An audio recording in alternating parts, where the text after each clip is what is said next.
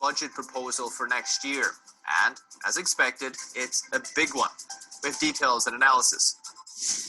It's a long weekend and summer is almost here, but are the costs of having some fun in the sun higher than you expected? And Merrill Lynch bans trainee brokers from making cold calls. Why the change and how are they supposed to close deals now? And much more coming up in NTD Business. Good evening. Great to have you with us. Biden's 2022 budget is big as expected. $6 trillion makes it the biggest budget since World War II when you compare it to the size of the economy, and with a projected deficit of $1.8 trillion. If passed, expect higher taxes and bigger government.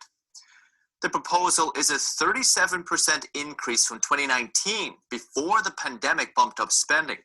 It incorporates Biden's infrastructure proposal, the American Families Plan, and other spending for the Pentagon and domestic agencies. Also more spending on education and climate change too, and taxpayer-funded universal pre-K, childcare, and guaranteed paid leave. The government will rely on taxing businesses and the rich to pay for it, apparently, and the plan, though, faces strong opposition from Republican lawmakers. Senate Minority Leader Mitch McConnell says it would drown American families in debt, deficits, and inflation, but it is just a proposal. It's up to Congress to implement it and implement it through tax and spending bills.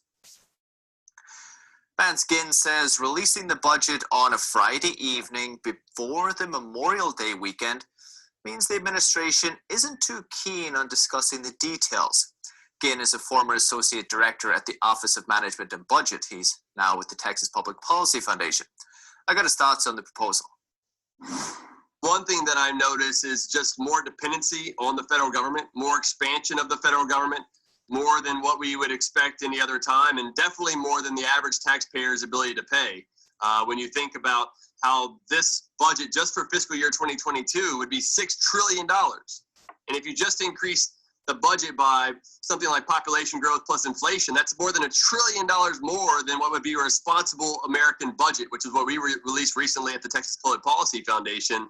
And so this is heading us in the wrong direction. This is heading us towards a larger government, more dependency by Americans on the federal government as a whole, and more debt. I mean, on average, per American, this is increasing how much we owe in debt by $40,000 per person.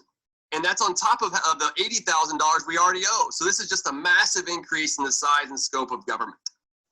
Looking at the details of the budget, who do you think it's going to help and who do you think it's going to hurt? Well, one thing I think is that this is going to lead to more inflation. And when you think about inflation, that ends up helping debtors because that leads to less amount that they're going to have to pay in a nominal value in actual dollar terms, right? But this is ultimately going to hurt many people that are in lower incomes. Their wages typically don't rise at the same rate as inflation. And so this will mean that their real wage, the amount that they can actually buy of goods and services, will go down. And so while at the same time that the Biden administration talks about income inequality, his very policies will put more a rising income inequality across the country. And this is an unfortunate scenario that can be overcome. We know what happened during the Trump administration. When you cut taxes, you provided deregulation. What happened? The lowest poverty on record, the highest real median household income on record. That's what we need to get back to, pro-growth policies, not anti-growth, anti-jobs, and anti-family policies by the Biden administration. But where would you recommend the cuts are made? There would be some critics that would say, well, people need help, these social programs are playing a role. Where could you see possible cuts be made? Paul, the best stimulus is a job. Really what we need is more free market capitalism that best supports prosperity.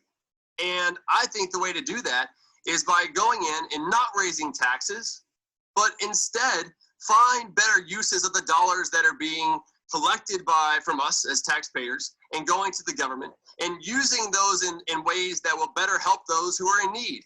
Too often, the programs that we have today on welfare and safety nets programs, right? Those dollars end up going to bureaucracy. and administrative bloat and waste and things of that nature instead of going to the people that need it the most. And ultimately what we need is a flourishing civil society, the nonprofits, churches, and communities helping each other.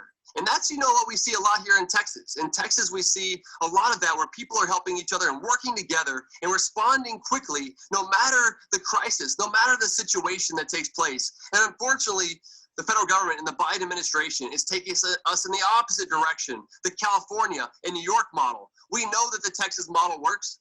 Why not do more of that compared to the socialist sort of creep that we have going towards more and more inflation and higher spending and deficits over time by the Biden administration? Van Skin, Texas Public Policy Foundation. And another sign of a devaluing dollar.